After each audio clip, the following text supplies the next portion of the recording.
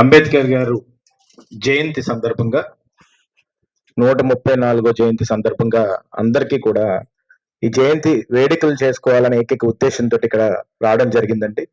ఇది ప్రతి సంవత్సరం కూడా ఎందుకు చేసుకుంటాం జయంతి అని అంటే, కొంతమంది విగ్రహాలు ఓపెన్ చేసి దాన్ని తెలుసుకోకుండా వెళ్ళిపోవడం. వాళ్ళని నేను చాలా సార్లు అంబేద్కర్ గారు విగ్రహం ఇనాగ్రేట్ చేసినప్పుడు కానీ ఎక్కడైనా వెళ్ళినప్పుడు నేను ఒకటే చెప్తాను, ఏదో విగ్రహం ఓపెన్ చేసుకున్నాం కదా, నివాళులు అర్పించాం కదా, వెళ్ళిపోవడమే కాదు, వాళ్ళ చరిత్ర గురించి కానీ వాళ్ళని ఆదర్శంగా తీసుకునే విధంగా మనం ముందుకెళ్లాలని చెప్పి చాలాసార్లు చెప్పడం జరిగిందండి.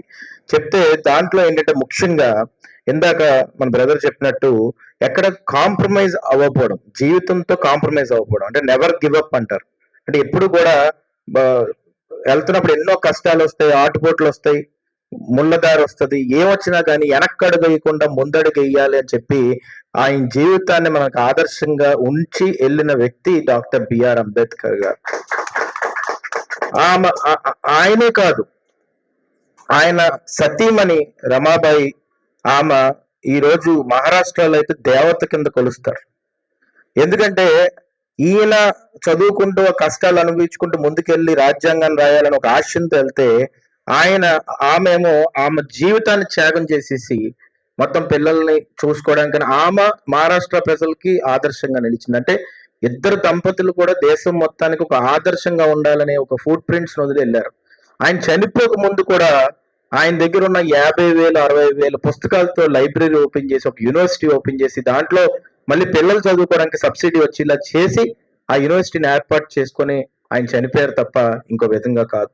ఈరోజు అందుకనే ఆయన ఎక్కడ ఫస్ట్ చిన్నప్పుడే నో ప్యూన్ నో వాటర్ అని ఒక ఉద్యమంతో మొదలుపెట్ట.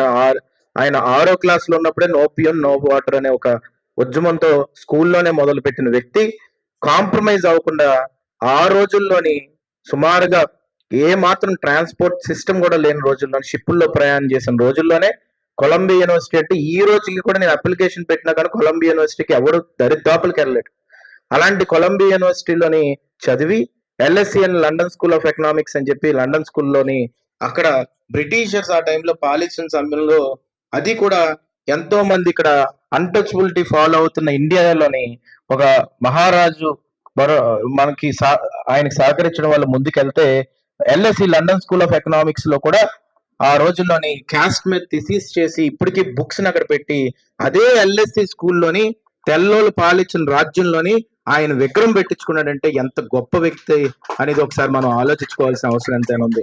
అందుకనే నేను ఎక్కడికి వెళ్ళినా కానీ ఆయన ఆదర్శం ఏంటంటే లైబ్రరీస్ పెట్టాలని. అందుకనే రేపు రానున్న రోజుల్లోని నర్సీపట్నంలో ఒక లైబ్రరీని స్థాపించబోతున్నాం. అది కూడా ఆ లైబ్రరీలోని మనం వైఫై పెడతాం. రేపు రానున్న రోజుల్లోని మనకి రిజర్వేషన్స్ ఉన్నాయి, బీసీలకు కానీ SCs కానీ STs కానీ అందరూ ఈ రోజు అట్టడుగు బడుగు బలహీన వర్గాలు ఎవరు చదువుకోవాలన్నా కానీ ఆ లైబ్రరీలోని మెటీరియల్ ఉండేలా చేసి దానికి డాక్టర్ సుధాకర్ గారు పేరు పెడతామని చెప్పి ఈ సందర్భంగా మీ అందరికీ సవినీయంగా మనవి చేసుకుంటున్నాను. ఎందుకంటే డాక్టర్ సుధాకర్ గారు చనిపోక ముందు లాస్ట్ ఇంటర్వ్యూ నేను చూశాను.